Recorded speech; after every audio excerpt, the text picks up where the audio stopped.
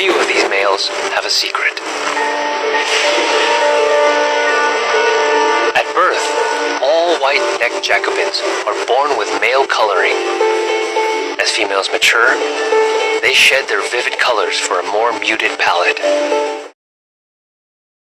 When the time comes to defend his flowers, the black-crested coquette is elegant not just in appearance, but also in combat.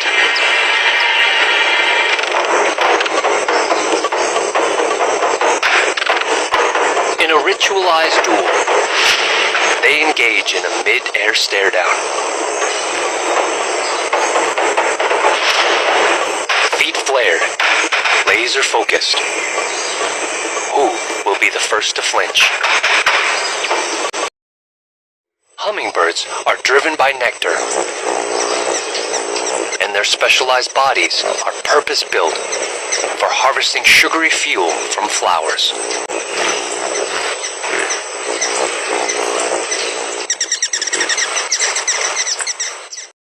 Only here in the Talamancas.